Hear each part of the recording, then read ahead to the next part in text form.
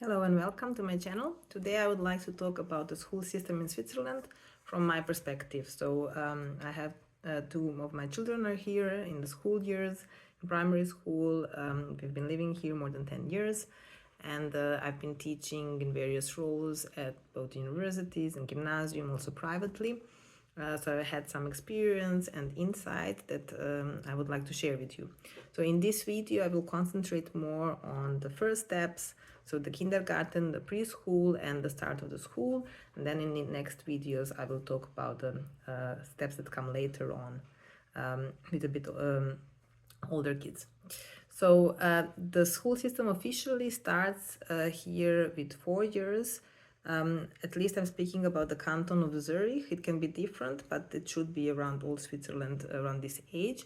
The date when the kids need to be 4 can be different from canton to canton. So in Zurich, if the child is 4 until the 31st of July, they start the school in August. And so the kindergarten, the preschool.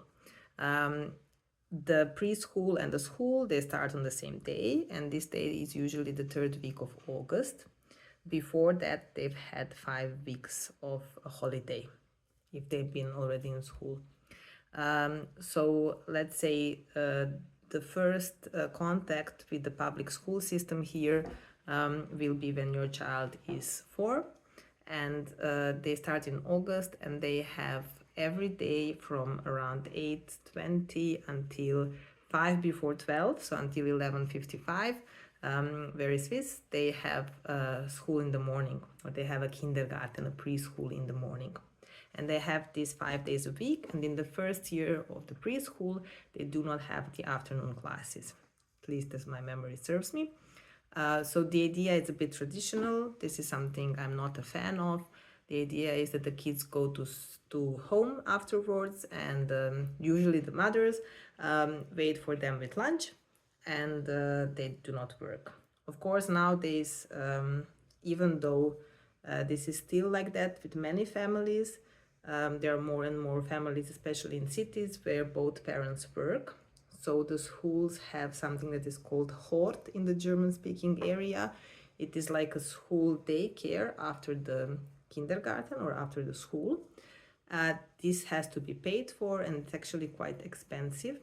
So in Zurich, the usual rate is around 80 francs from 12 o'clock until 6 maximum, and this includes the lunch and the so-called Zwiri. This is a small meal around 4 o'clock. This is why it's called Zwiri.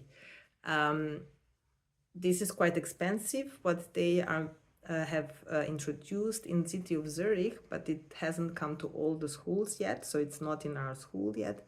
It's something that's called Tagesschule, and the idea there is that the parents pay less and the children can stay at least, I think, until 3:30 or 4, and they just need to pay around 8 francs for lunch. So without this Tagesschule, just lunch, just staying for the lunch costs around 20 francs. And with the Tagesschule, staying for lunch and then a bit longer costs around 8 francs in total. This should come to all schools in the city of Zurich until 2028. They had like a pilot project and decided to introduce it. So it's in steps coming to all of the schools. In the second year of the preschool, the kids get, I think, 2 afternoons. So this is again traditional. At 5 to 12, they are over with the morning lessons. Then they have break, and they start again around 2 o'clock in the afternoon. So again, the idea is they go home, have lunch at home, and then they come back. If they cannot go home because both parents are working, there are no grandparents, they can go to the Hort, to the daycare for lunch. Then they come back to the kindergarten. They have another 1.5 hours of lessons, and then around 3:30, I think 3:20 exactly, they are done, and they can go back home or again to the Hort if the parents are working. And this is the kindergarten. The idea there is, from my experience, socializing. They do not learn so much, so very basic things, letters, only writing their names, and maybe recognizing some letters, but it's not actually in the curriculum. And from the numbers, only counting until 12. Doesn't mean that they cannot count more, but I think the necessary is that they can count until 12. A lot of playing. So the idea is to socialize, because a lot of kids, especially if one of the parents are not working, stays home until 4 years. They don't go to any kind of the daycare before, and they need to get used to the group. The groups in the public kindergarten are usually very big. I think most is around 23 or 24 kids. This is the group we had with one of our children, and the teachers are alone. They have small help at the beginning.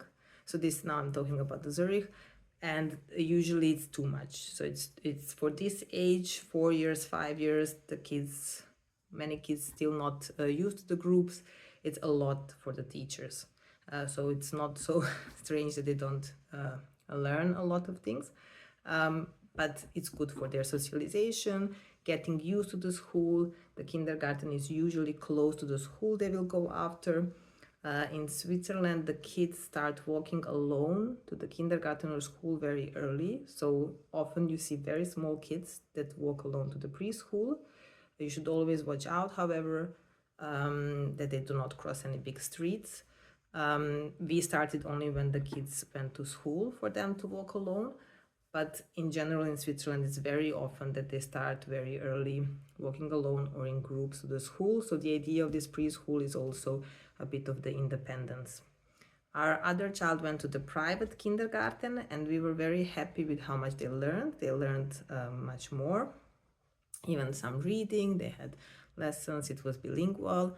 Of course, we had to pay it also for the mornings.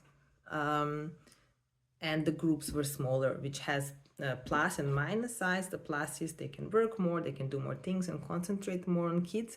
The minus side is less of choice for kids to choose their friends. And the private schools are not everywhere. So the private kindergartens, the private preschools, you usually have to take your kids either with a car or a bus or a tram, or a bike.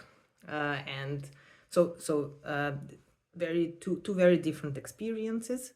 So the public one, close to our home, getting to know lots of friends that are in your surroundings, socializing with lots of kids, but not learning so much, not much time one-on-one with kids, having to organize the horde afterwards in the afternoon. The private one, private kindergarten, much more learning time, much more one-on-one time, smaller groups, but it's usually not in the neighborhood. You have to drive the kids there, and the kids do not get friends in the neighborhood. So when they start the school, they usually do not know anyone, or they just know a neighbor if they are starting the school at the same time. So both things have plus and minus. Another interesting thing for Switzerland is the parents rarely bring kids to school, as I mentioned, with the car. So the kids usually walk to school. This is how it's done here. So you rarely see them bringing them in the car, except if it's the private schools, because then you usually have to do that.